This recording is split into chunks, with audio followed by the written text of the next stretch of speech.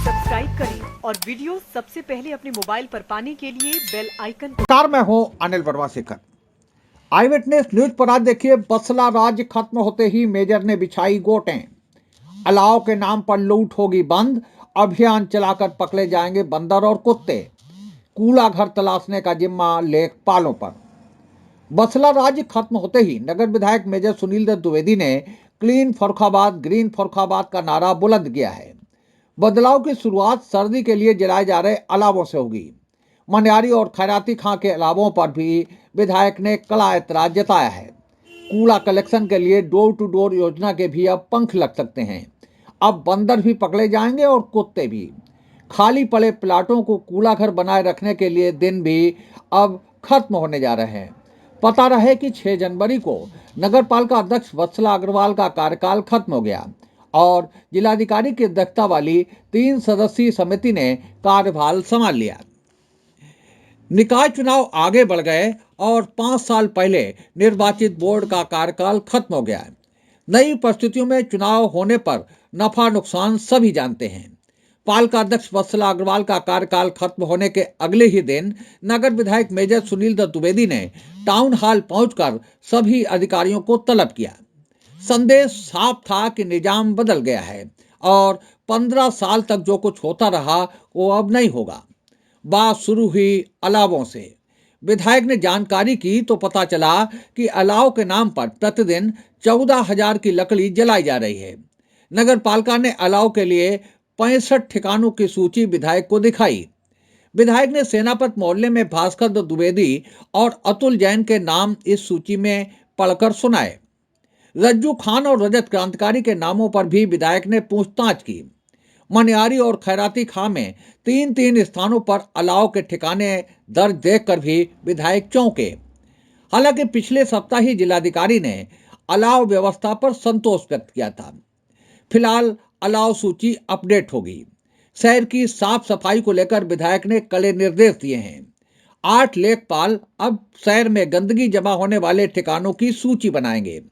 बंदर और कुत्ते पकड़ने का अभियान तेज होगा। शासी अधिकारी रविंद्र कुमार, नायब तहसीलदार मोनिका तिवारी, प्रकाश अधीक्षक विजय शुक्ला आदि मुख्य रूप से उपस्थित रहे। जो जनता के से जुड़े आम मुद्दे हैं फर्रुखाबाद के नगर के क्षेत्र से, उस संबंध में हमने नगर पालिका के अधिकारियों से बात की, जो यहाँ पे कार्यरत स्टाफ है उनसे भी बात की। एक कार्य योजना तय हुई है। यहाँ के जो प्रमुख समस्याएं हैं, जो ज्वलंत हैं, समस्याएं तो और भी हैं, उसको हम दूसरे चरण में डिस्कस करेंगे। फर्स्ट फेज में सबसे बड़ी समस्या जो इस वक्त कोहरा, सर्दी, गलन चल रही है, इसमें आम जो गरीब आदमी है, जो ज़रूरतमंद आदमी है, उसके लिए अलाव की आवश्यकता है। हमारी योगी सरकार उनके लिए लगातार कंबल वितरण कर रही है, लेकिन फिर भी रात्रि में ऐसा होता है कि ठंड ज़्यादा पड़ जाती है या अर्ली मॉर्निंग ज़्यादा पड़ती है, उसके लिए अलाव की आवश्यकता है। तो हमने ईओ साहब से और बाकी उन लोगों से कहा है कि ऐसे पॉइंट चिन्हित किए जाएँ जहाँ वास्तव में अलाव की आवश्यकता है, और इसके लिए जो सफाई नायक हैं उनका सहयोग लिया जाए, अन्य लोगों का सहयोग लिया जाए, और जहां पर किसी व्यक्ति विशेष नहीं, सार्वजनिक रूप से जनता के लिए जहां आवश्यक है वहां इसको चिन्हीकरण करके एक सूची बनाए। उसके बाद ये लोग अपनी अपनी कमेटी बना के वहाँ पर अलाव जाने की व्यवस्था की जाए। जो इन्होंने बताया है कि 65 पॉइंट पूरे फर्रुखाबाद नगर पालिका में हैं, मुझे लगता है कि वो अपर्याप्त है। इनके अलाव जलाने के पॉइंट्स को बढ़ाया जाए, जिससे आम जनता को राहत मिल सके। दूसरी समस्या फर्रुखाबाद की, जो आपको भी मालूम है, आम जनमानस में है और जो बहुत सी महिलाएं और बहुत से लोग कहते हैं, वो है यहाँ बंदरों की समस्या। अक्सर लोग यहाँ पे बंदर जो है वो महिलाओं को काट लेते हैं, लड़कों को काट लेते हैं, परेशान हो जाते हैं वो। तो उसके लिए भी हमने एक कार्य योजना डिस्कस की है आपसे, शासी अधिकारी से, कि किस तरीके से बंदरों के संबंध में आप योजना बनाएँ। तो इन्होंने कहा है कि हम DFO से बात करेंगे और उन बंदरों को दूर छुड़वाने की व्यवस्था करेंगे। आपका कहना है कि क्योंकि अगल बगल के ज़िलों में छूट जाते हैं तो फिर वो वापस फर्रुखाबाद में आ जाते हैं, इससे ये दिक्कतें आती हैं। लेकिन ये एक गंभीर मुद्दा है और मुझे लगता है कि नगर पालिका का स्टाफ इसको गंभीरता से लेते हुए इससे फर्रुखाबाद की जनता को निजात दिलाएगा। इसी प्रकार से आवारा कुत्तों की बहुत बड़ी समस्या है। उसके लिए भी हमने जब बात की है तो एक नया पिंजरा का इन्होंने कहा है कि हम पिंजरे का निर्माण करेंगे, और उस पिंजरे का निर्माण करके जो गली गली आवारा कुत्ते घूमते हैं, उन लोगों को काट लेते हैं, उनको उसमें कैच करके उनको वो व्यवस्था की जाएगी।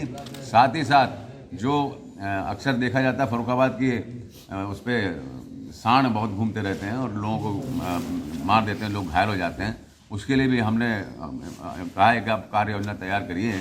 आपने बताया कि प्रतिदिन हम इतने संख्या बताइए, इतने पकड़ रहे हैं, लेकिन फिर भी फर्रुखाबाद में हम आप भी जानते हैं, हम भी देखते हैं कि ये बहुत बड़ी विकट समस्या है।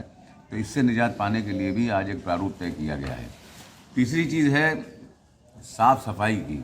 हम लोग चाहते हैं कि फर्रुखाबाद भी अन्य महानगरों की तरह चमके, यहाँ की जनता को भी गर्व हो कि ऐसे साफ सुथरे शहर में हम रहते हैं।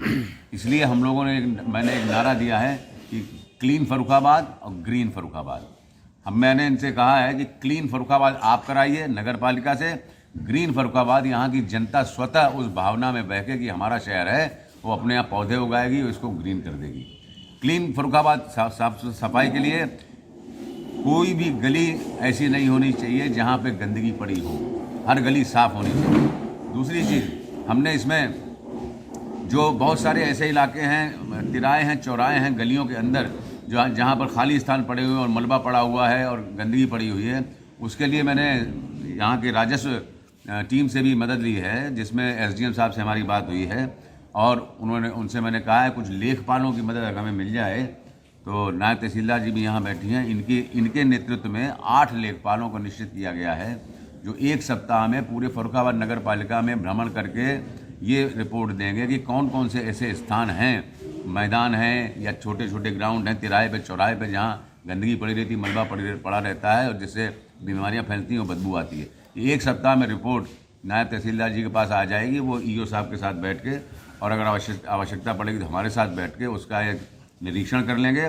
उसके बाद जो आपके चीफ इंस्पेक्टर हैं उनको बुलाकर सफाई नायकों को उसमें जिम्मेदारी सौंपी जाए कि फलाना मैदान या फलाने वार्ड के ये 2-3 मैदान जो ख़राब हैं, गलत हैं, ये गंदे हैं, ये आपकी जिम्मेदारी, आप अपनी टीम लगाकर इसको एक लिमिटेड टाइम में सफाई कराएं जिससे लोगों को कूड़े से निजात मिल सके। इसी प्रकार से जलकल विभाग से भी बात हुई है, क्योंकि जानकारी ये मिली थी कि ट्यूबवेल कुछ ख़राब चल रहे हैं, लेकिन उनका कहना है कि ट्यूबवेल सारे सही है। तो मैंने कहा एक बार हमको उनका भौतिक निरीक्षण करा दिए चल के, क्योंकि मेरी जानकारी में कुछ ट्यूबवेल ख़राब पड़े थे, कुछ टंकियाँ लीकेज हो रही थी। तो ये एक सप्ताह के बाद हम और ईओ साहब और जलकल विभाग के जो उनके अधिकारी हैं ये जाकर उसमें भी निरीक्षण करेंगे, जिससे पेयजल हम फर्रुखाबाद की जनता को अच्छी तरीके से उपलब्ध करा सकें।